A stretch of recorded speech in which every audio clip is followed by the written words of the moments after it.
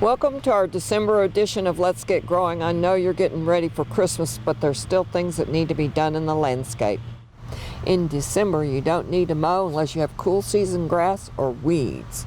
Otherwise, you might want to consider winterizing that mower and putting it up. Be sure to water new plantings and your lawn, etc. before a really hard freeze, because that will insulate the root system and help those plants be ready to jump forward in the spring and give us a nice green landscape. But remember, watering before freeze does not mean put your sprinkler in the tree and make it into an ice sculpture. You're going to hurt the tree and hurt the lawn.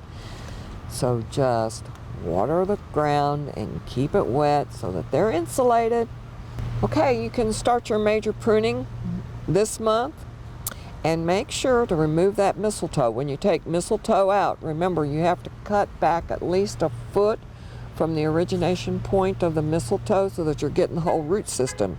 It's not a root system, it's a fungus, and they put their hyphae down into the stem, and they'll go out about a foot, so you have to cut back at least a foot behind that mistletoe to get rid of it. Just knocking it off is not going to help. Spray dormant oil if needed on red oaks, crab apples, camellias, and crepe myrtles. And particularly on crepe myrtles, that will help us with the crepe myrtle scale. And then after the dormant oil in the summer, we can use the horticultural oil, and eventually, if you keep on top of it, you'll get rid of them. Probably our second round of fertilization for pansies and other winter annuals.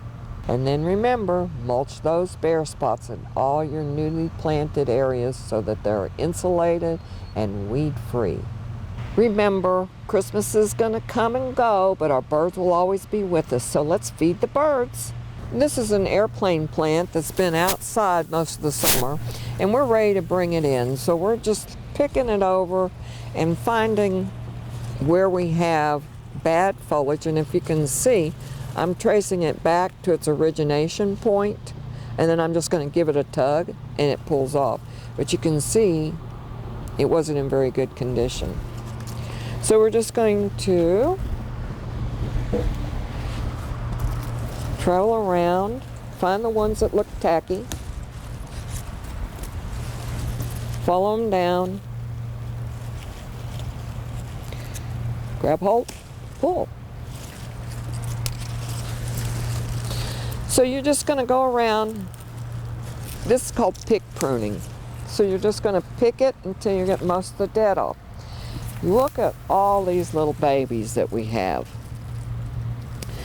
So you're probably going to want to share with a friend. And if you'll look, they've already started to develop little air roots right here. So all we're going to do is, look, we have 2 layers. We're going to take this bottom layer. See, I just broke it off. Okay, so we brought it over here, and we're going to take, of course, roots down, make a little hole, and then just push it in there and kind of firm the soil around it. And it'll root. You can put it in a windowsill. Make sure that it's getting enough sun to root. And then once you've noticed new growth, you're on your way. Now another way that you could do it is you can actually look at these good roots on this one, guys. You can actually leave it attached to the plant and stick it in the ground. Now, it's kind of hard to handle for the whole winter, but it'll root like that. It roots a little bit faster than cutting them off. And so next summer, you'll have a wonderful airplane basket that looks like this.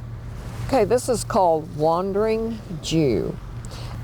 Both the airplane plant and the Wandering Jew will grow outside.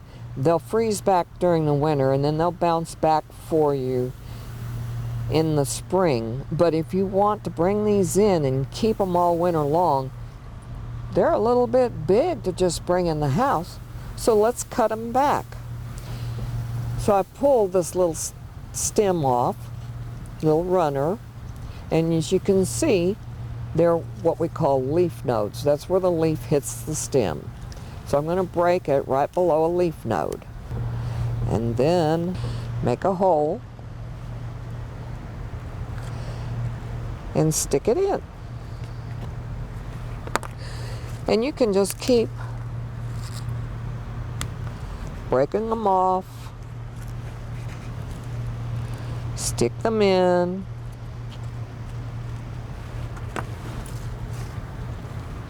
This will even root. You don't need to have a tip cutting. You just want to make sure that you're getting the right side up. See how this leaf wraps around the stem, and you have the top side up.